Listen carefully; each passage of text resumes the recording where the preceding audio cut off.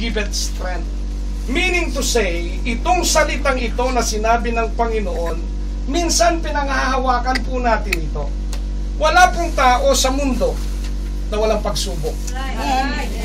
Walang simbahan, maging sa buong Pilipinas, maging dito, ay hindi dumadaan ng pagsubok. I believe kayo dumadaan sa pagsubok. Kami dumadaan sa pagsubok, mga kapatid.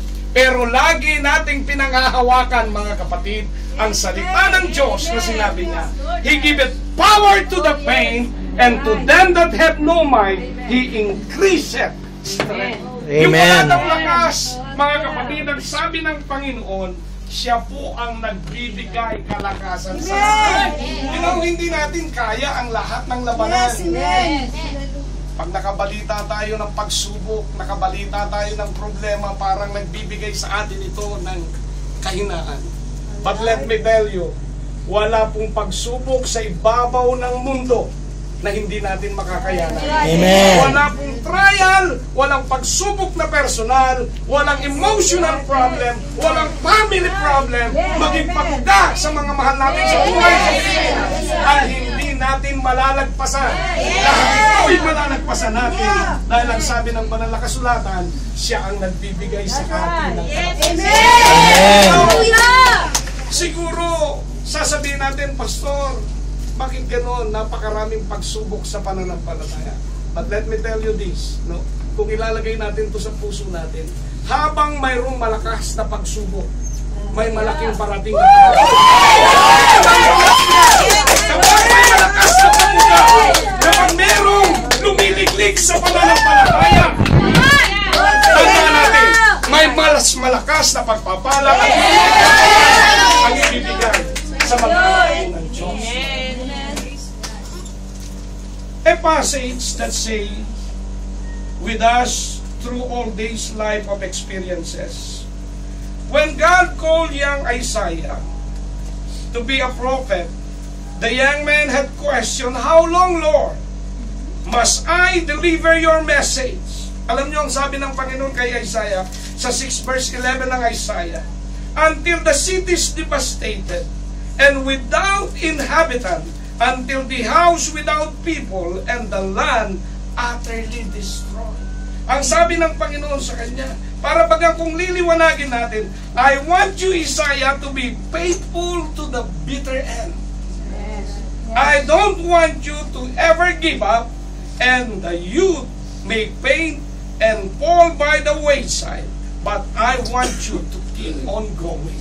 Sinasabi ng Panginoon kay Isaiah, bagamat ang lahat ay sumuko na, bagamat ang iba ay tumigil na, pero ikaw na young prophets, dapat ikaw ay magpatuloy sa pananampalataya. You know, church, kung magpapatuloy po tayo sa paglilingkod, alam natin na merong magandang biyaya ang Diyos. Hindi siya sinungaling. May mga kaibigan tayo na sometimes nagpipail sila, may mga kaibigan tayo na matalik. Minsan kaibigan natin matalik, sila pa nagiging kaaway natin. Amen. Parang wala akong kausap. Kasama mo, kumakain, tumatawa, umiiyak, sumisigaw. Pagkatapos, pagdating ng panahon, sila pa ang mabigat na kaaway ko.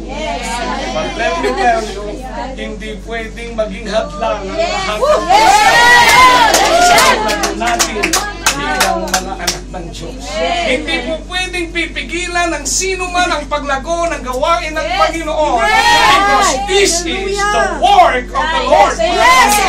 If we want to grow, mga kapatid, bagamat hahadlangan nila ito, mga kapatid, nais ko sabihin sa inyo, walang sino mang kapangyarihan ang pwedeng humadlang sa gawain ito. The Bible said, mga kapatid, di ba? Ang sabi niya, sa banal na kasulatan, ano man ang gawin ng kaaway, wala siyang magagawa. Kung baga sa ano, mga kapatid, matatag na matatag ang ating pananampalataya. Di ba? Yung ginagawa natin ay kapaki-pakinabang sa harap ng Panginoon. How do we keep on going? This is of God's great promise that can keep us going throughout all circumstances of life. Let us look three great truths in this passage that can serve to keep us going till the very end. Number 1, the truth about waiting. Marunong ba tayo maghintay? Pagbaba namin sa airport kanina, first time ko rito, buti pa sa Singapore nakarating ako. Laki naman ito. Paano na tayo nito? Ha? Sabi ko, sumunod lang tayo sa mga tao kung saan sila. Lalabas yan sa immigration. Right? Sundan namin, mga kapatid. Nandun na kami sa labas. Tinatawagan ko si kaibigan, Pastor Richard. Sabi niya, mali pala yung dial namin ng number niya. Pero sabi niya, Pastor, ayun si Pastor. Sabi ko, salamat. Amen. Andiyan pa ba kayo? Amen! Praise God! Hintay lang tayo ng konti. Huwag tayong masyadong magmadali. Amen! Sige lang. Habang naglilingkod tayo, hintayin lang natin. Dahil naniniwala tayo, mayroong kapangyarihan at mayroong pagpapala doon sa mga tao na marunong maghintay. That wait on the Lord, on Isaiah 40 verse 31. Isaiah did not learn about waiting in the prophet's classroom. He learned it as God became his teacher and laboratories of life. Natutunan niya yon, mga kapatid, sa Diyos yung maghintay. Bilang mga anak ng Diyos, matuto tayo maghintay.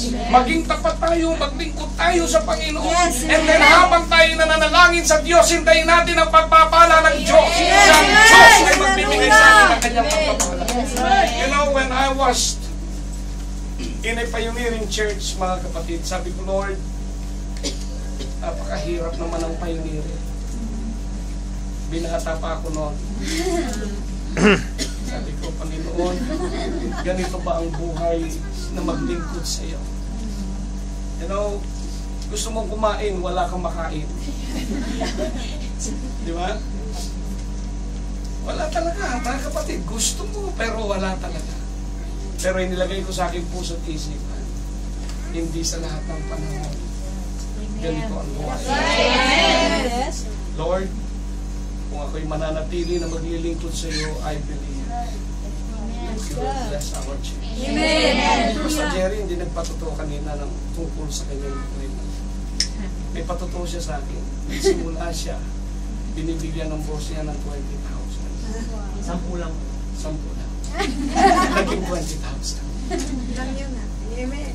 Diba? Like pa rito ang manager ng bangko. Mga kapatid. Parang wala kang kaus. Ito yung nag-libre sa akin sa aeroplano. Praise the Lord for that, mga kapatid. Diba? Dahil sa kanya katapatan. Basta ng Diyos. Ayaw ko na lang sabihin, baka sabihin nyo nagyayabang tuka. No.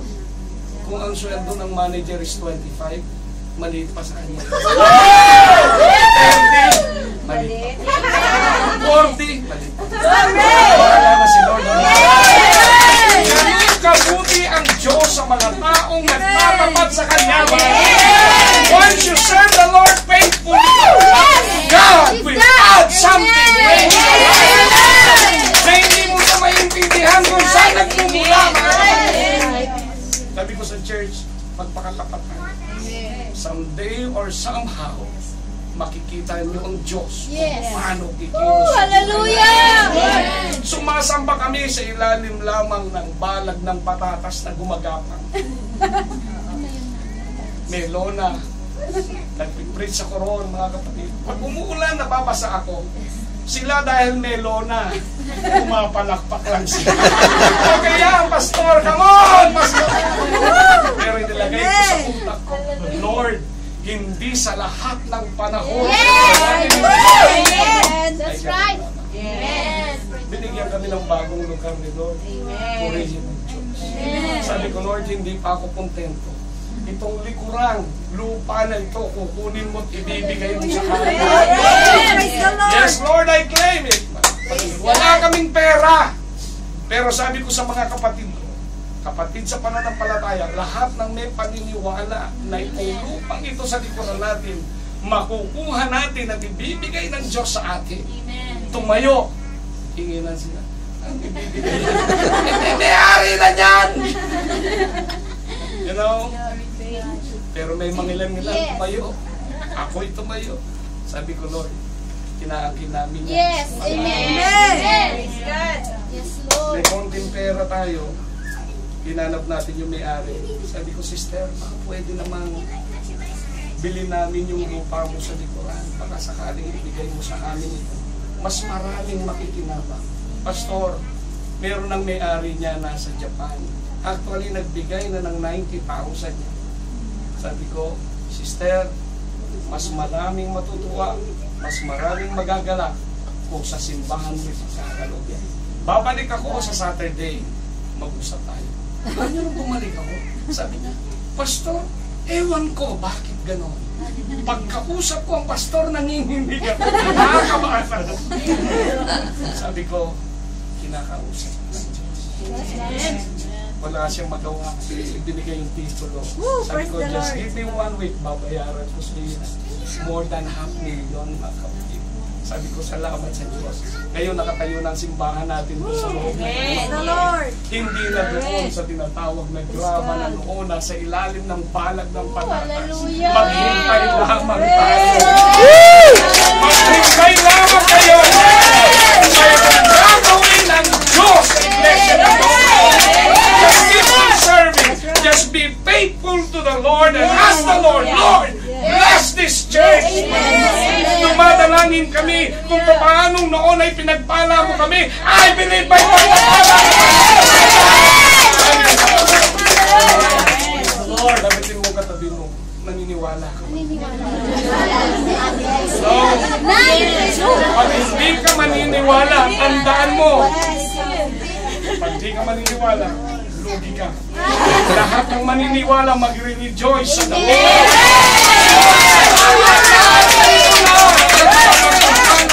Sa buhay natin. The command is for us to wait for God to lead the way. It is like when Moses stood at the crossing of the Red Sea and said to his people, stand and still and see the salvation of the Lord.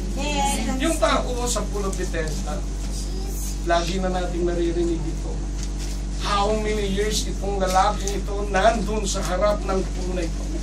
There is a tradition sa Bible na ang sabi ng banal na kasulatan, sino man ang unang kumalabit, kumalawkaw, humipo ng tubig ang unang pagagalingin. Right, Mr. Jerry? Pero dahil siya ay paralytic man, hindi siya makakilos. Kapag nakita niyang kumilos ng tubig, may mga tao nang unang nakikipagagawan para sila ay pagalingin. Of course, doon sa mga taong walang magagawa, talagang maunahan talaga sila. Pero yung persistence niya, yung isip niya, yung puso niya, Panginoon, naririto ako almost of my life, for almost 38 years, araw-araw nandito ako, nagbabantay ako para lamang tumanggap ng pagpapala na mula sa iyo. You know, mga kapatid, sa lugar na ito, alam kong may mga desire kayo. Alam kong meron kayong longing. Alam kong meron kayong gustong makamtan. Ayos ko lang sabihin sa inyo, magpatuloy lamang tayong maghintay. Patuloy tayong maghintay sa tamang panahon. Ang Diyos ay pagkakaloob mo. You know, wala siyang magawa. Sabi ng banal na kasulatan, ang Panginoon ay pumunta roon. At doon ay sinabihan siya ng Panginoon. Isipin mo, hindi niya sinugo ang apostol niya. Hindi niya sinugo yung inner circle niya. Hindi niya pinapunta kung sino mang kaibigan ni Lord, mga kapatid. Ang sabi ng banal na kasulatan, the Lord itself, siya ang pumunta sa Panginoon. Meaning to say, kung ang tao ay marunong lamang maghintay sa Panginoon, ang Diyos mismo ang siyang dadalaw sa kanyang anak. Everybody say amen. Amen. Lahat na may mga pagsubok na siya. Amen. Katabi mo, sabihin mo. Ano bang problema mo? Boyfriend ba? Ano ba problema mo? Emotion mo ba?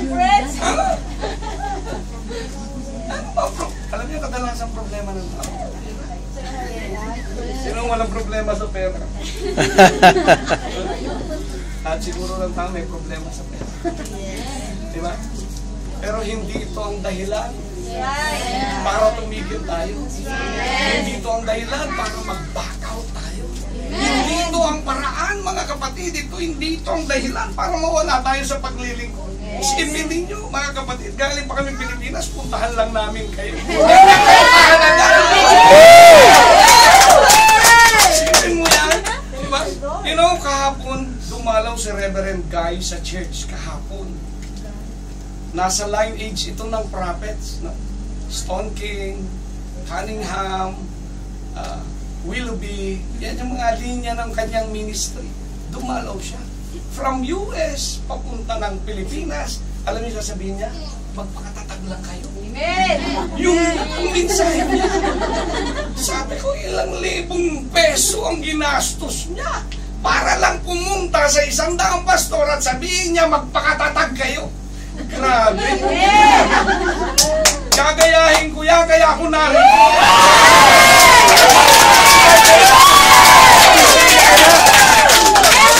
Hindi na babangan, mga kapatid, ang tagal-tagal na natin. Tapos, hinto tayo sa pananampalataya na natin.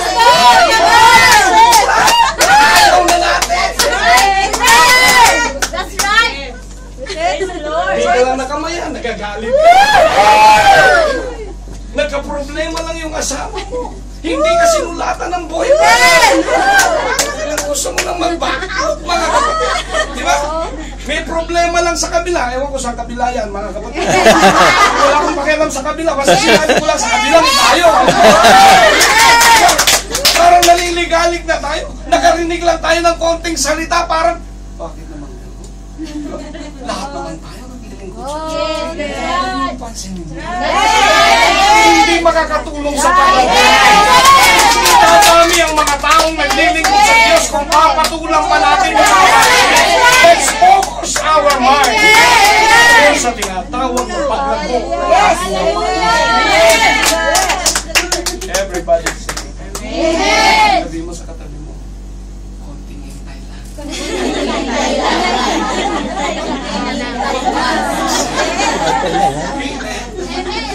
You know, the church means a living organism. That's right.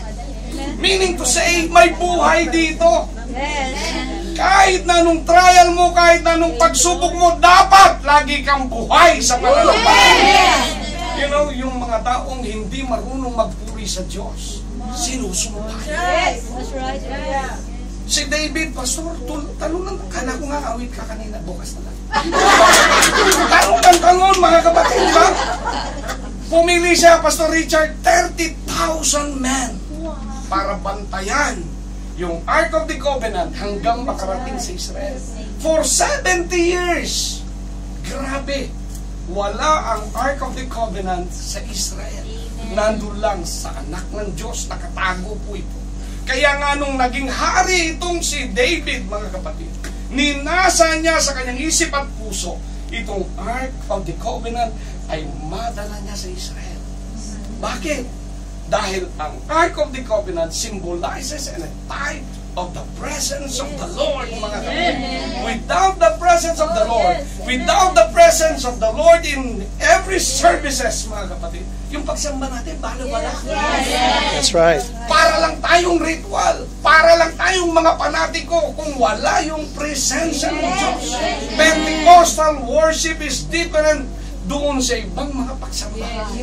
You know, nung tumatalon siya, nung nagpupuri siya, mga kapatid, hindi kingly garment ang suot niya. That is priestly garment. Mayroon siyang ephod sa kanyang katawan. Inubad niya ito. Nung makita po ito ni Michal na kanyang asawa, tinignan siya. You know, si Michal ang gusto lang niyan, sosyalan. Formal sila. Basta ikaw ay nasa lineage ng mga hari, mga kapatid, hindi mo sila makikitang tumatawa at humahalakha. Humalakhat nga tayo. Bawal yan sa kanila. Di ba ang Pentecostal? Pag may pagsubok, nakakatawa yan. Di ba? Yung ang mga kapatid natin, grabe. na bagyo nung nakaraan. Grabe, may mga pastor na yung namatay, mga kapatid. Pero pag tinamaan sila ng camera, nakapokus ka na, nakakiti pa sila. Gumaganong pa sa camera. Namatayan na yun. Ibang Pinoy. Yes! Ibig sabihin ng Pinoy, kaya nilang tumayo sa matinding pagsubok ng buhay. Tinignan niya. Sabi niya itong asawa ko, wala nang kabanalan. Wala nang ang holiness sa kanya. Tumatalon siya, ang kapatid. Diba? Alam niyo, dahil sa ginawa niya yun, hindi na siya nagkaroon ng anak. That's right. Mikal means stream of water. Mikal means brooks. Sipin mo yan. At saka wala kang mababasa sa Bible, yung Mikal associated sa pangalan ni David. Hindi sinabi ng Bible, Mikal was the wife of David.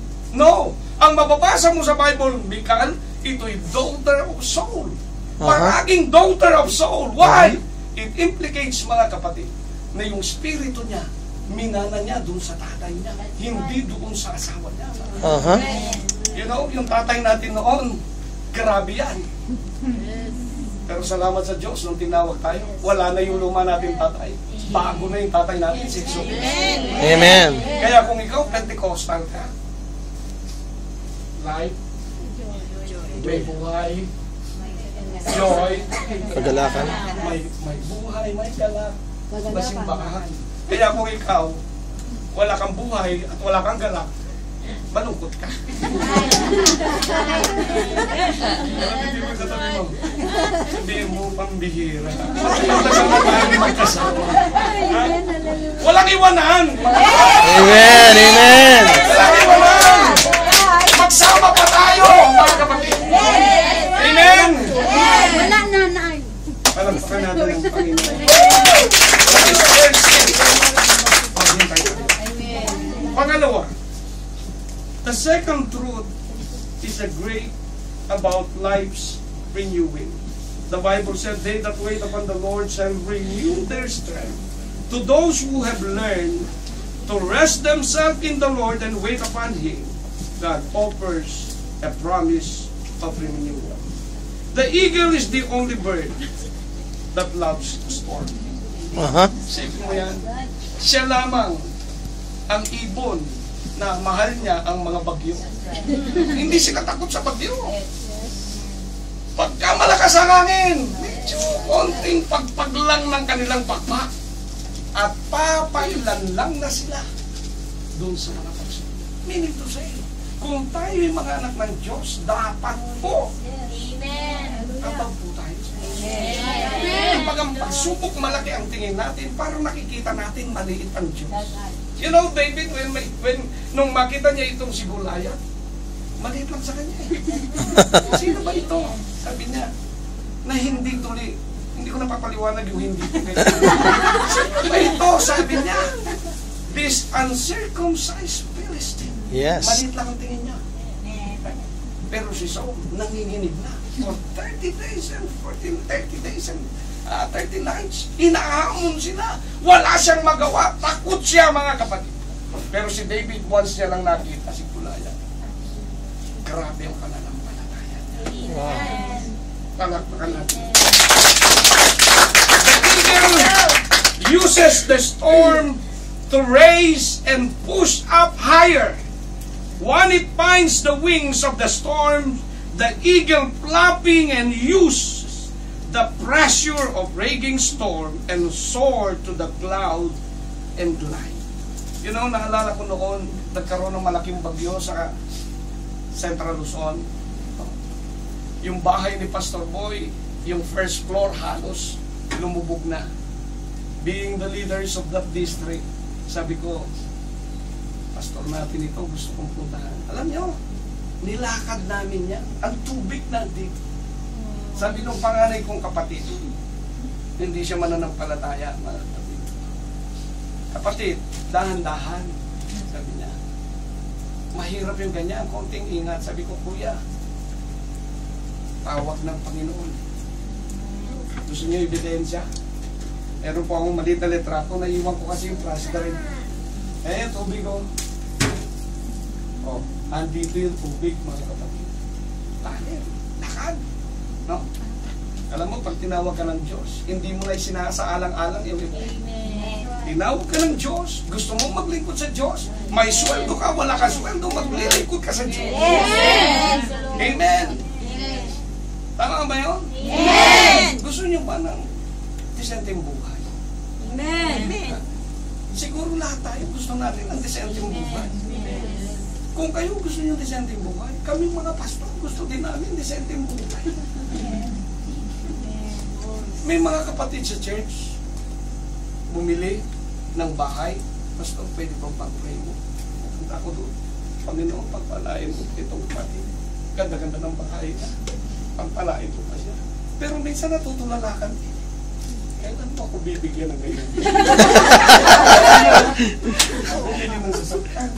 Bagong pick-up. Isuso, mga kapatid. Pastor, pwede pag-pray mo. Minsan nga, wala pang operate. Muhihing ka o dito. Pagpalain mo, ingatan mo siya. Yung utang niya pa rito, bayaran mo nun. Umuwi. Di man lang nagpasalamat. Di man lang nagbigay ng Pastor, papakasal po kami. O sige, kasal. Kasal. Sige, binaspasan, kasal. Kasal mo na siya, asawa mo na ka.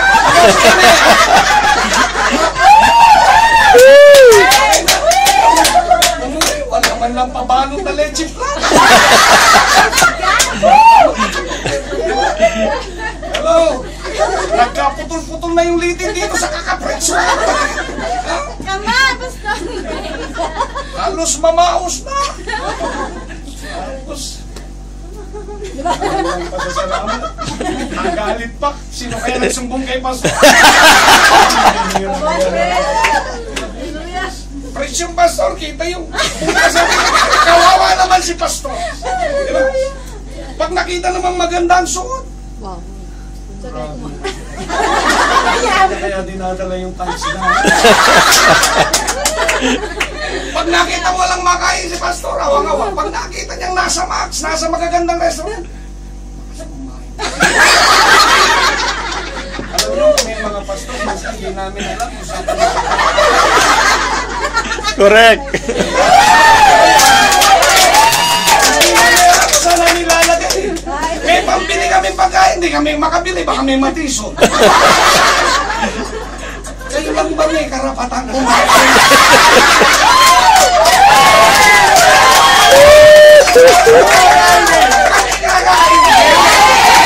That's right.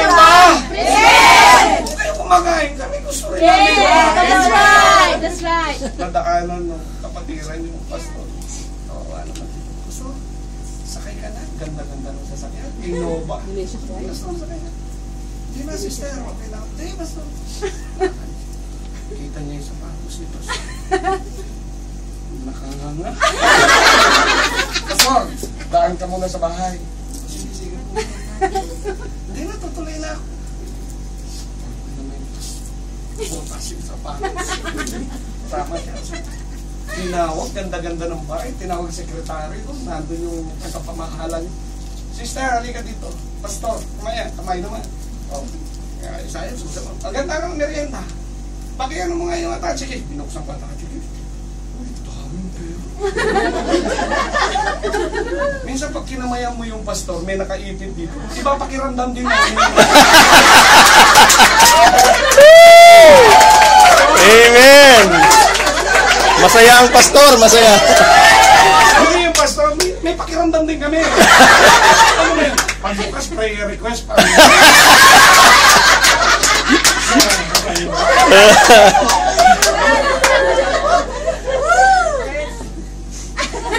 Pastor naman, sumitingin silip-silip. Anong pera? Tiba-tiba siya. Siguro, nakita niya yung sapatos ko. Bibigyan niya ako ng tagong sapatos. You know? Pag kain ba sa mga? Tapos, so, ito po. Pag inom pastor, goma. Pakitali. Walang nga. Hindi na ako mapahinga.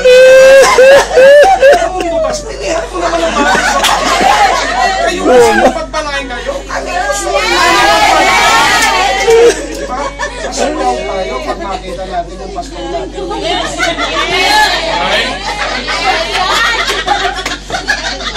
Pastor! Ang tataba ng pangapoy mo. Siyempre, pastor nagpapakain. Pastor, ba't ang bayad mo? Kayo kasi Ito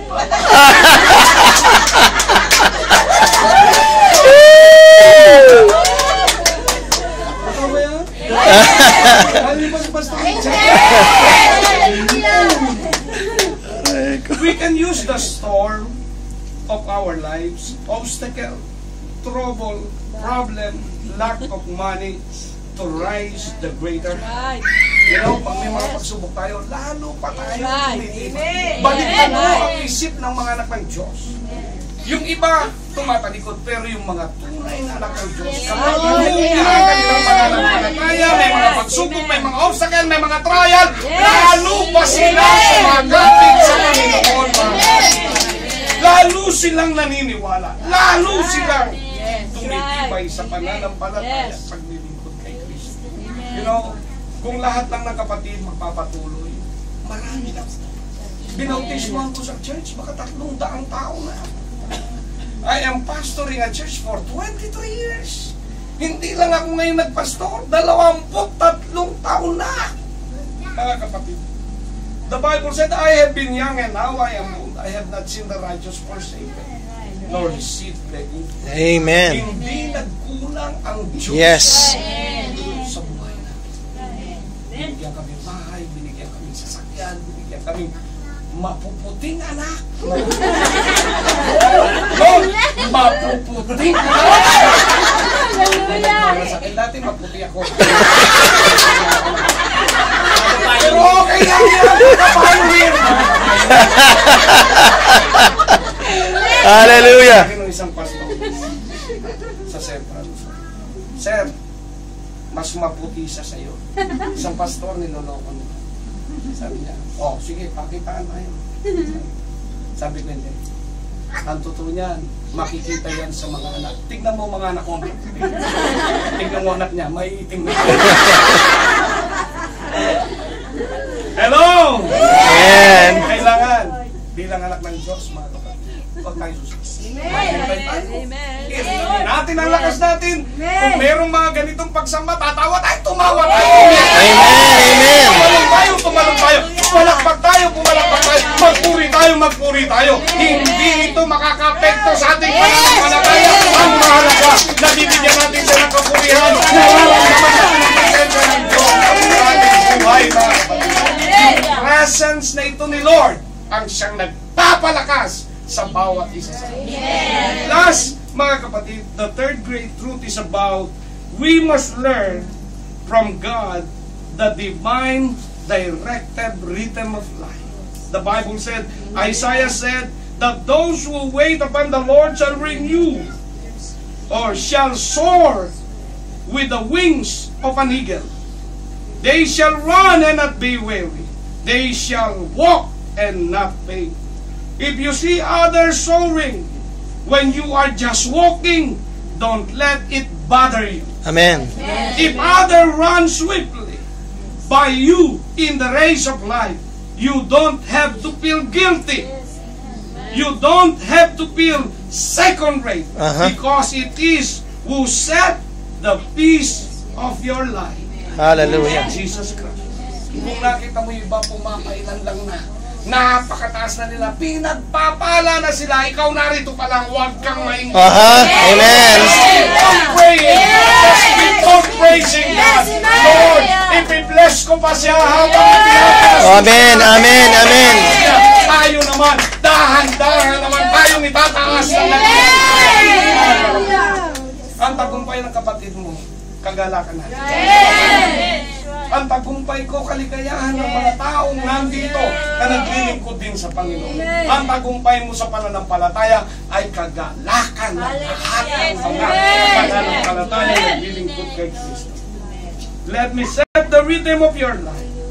When I want you to soar, I will give you strength to soar, the Lord said. And when I want you to run for me, I will give you strength to run. And when it is okay just to walk, then I will give you strength to walk and not faint. Mga kapatid. You know, yung eagle po, siya po ang pinakamahabang long span ng buhay sa mga species at kauri niya. Kadalasan sa kanila ay umaabot po ng 70 taon. Wow. Pero alam ba ninyo mga kapatid, kapag ma-reach nila ang 40 years sa age ng isang eagle, kailangan magdesisyon sila ng tama sa buhay nila. Bakit po? Kapag umabot po sila ng 40 years, yung kanilang mga tuka, yung kanilang mga kuko, masyado nang mahahaba. Mahirap na sa kanilang kumain, mahirap na kumuha sila ng mga prey sa buhay nila, mga kapatid. You know, para madagdagan pa ng another 35 years or 30 years, dapat magdesisyon sila sa buhay nila. Anong gagawin nila? Lilipad sila sa mataas na kabundukan. Nagagawa sila ng nest doon. Nandun ang matatalas na bato. Alam mo yung gagawin nila? Yung kanilang mga tuka ay hahasain nila sa mga batuhan. Ang kanilang mga kuko ay hahasain nila para ito'y maging bago. Yung tuka nila ay maging bago at tumulis, mawala na yung haba nito, mga kapatid. Yung kanilang mga pakpak, bubunutin nila ito, mga kapatid. Sipin mo, masakit yan. Right? Maipit ka na lang eh. Daliri mo lang matusok eh. Natusok na ka rin, Pastor, please pray for me. Ano nangyari? Natusok mo ng karayo. Anong nangyari? Napukpok ko po ng martilyo kasi nutusan ako ng amo ko magpako ng kisaming. Halita bagay. You know, sa kanila, lilipad sila sa pinakamataas na kabundukan. Then the two only option, die or go through a painful process of change with last 150 days in their life. Hasain nila ito. Hasain nilang kuko nila. Bunutin nila ang kanilang mga balahibo. Ilang buwan niya? 150. 5 by 30. 5 months. 5 months. Nandun sila. Separated sila. You know, meron ka nararamdaman ngayon. Let me encourage you, kapatid. Hindi mo natutulog ang Diyos natin. Amen. Lahat tayo merong desire na makapagpatuloy. Lahat tayo merong gustong gawin. Lahat tayo merong nais na tuparin pa sa ating paglilingkod kay Kristo. Patuloy nating hasain ang ating mga tao. Patuloy nating hasain ang ating mga magpanibagong lakas tayo. Hallelujah, hallelujah, hallelujah. Huwag nating hayaan na totally na tayo'y bumagsak sa pananampalataya. You know, saan man pumunta si Abraham noon, humuhukay siya ng balon. Personally, in-educate niya ang kanyang anak which na Isaac, mga kapatid. Saan siya pumunta? Sumusunod ang kanyang anak. Humuhukay siya ng balon dahil ang tubig sa balon ay napakahalaga sa panahon nila. Amen. Pero mga kaaway, kagaya ng mga Pilisteo, tinambakan yung mga balon na hinukay po ni Abraham. But let me tell you, si Isaac tumimo sa puso niya ang ginawa ng kanyang tatay. Amen. Nung wala na si Abraham, pinasimulang hukayin ulit ni Isaac ang mga balong ito, mga kapatid, na tinabunan ng mga Pilisteo. Bakit? Doon nagkakaroon sila ng kalakasan sa tubig. Amen, amen, amen. Pagbibigay ng tubig sa kanilang mga hayop, sa mga tao, sa mga pastor, sarili nila, sa kanyang pamilya, nagkakaroon sila ng refreshment sa tubig. You know, magkakaroon lang tayo ng kalakasan sa presence niya. Amen. Church, habang nararamdaman natin siya, habang pumikilos siya sa atin, dito, lumalakas ang ating may pagsubok ka ba? May trial ka ba? Meron ka bang gustong makamtan? Meron ka bang gustong gawin? Let me encourage you, Maaaring ngayon at bukas mo lang ako maririnig. Pero itimo mo to sa puso. Marami pong taong nananalangin sa inyo. Maraming mga tao na gusto'y makapagpatuloy.